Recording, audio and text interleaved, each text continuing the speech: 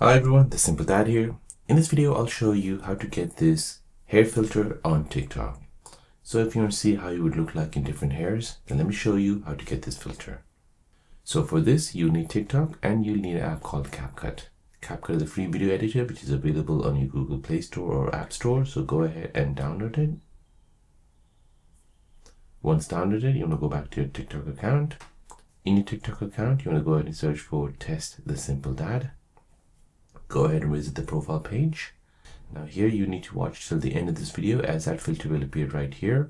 For now, I'll go ahead and use it for my favorites, which is this video here. Now you want to go ahead and tap on Capcut, try this template. So this is the template which we're going to use. Let's go ahead and tap on use template in Capcut. And then go ahead and tap on use AI template. Now you want to go ahead and choose a picture of yourself. Then tap on next. Now you want to let Capcut apply the AI effect on it. So just give it a few minutes.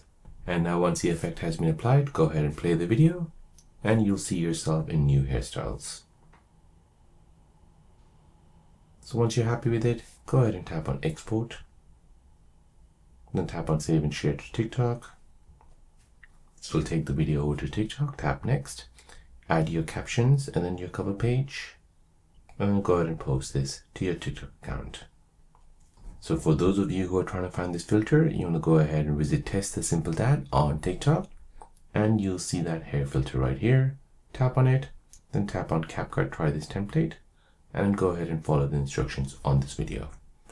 So there you go guys, that is how to get the hair filter on TikTok.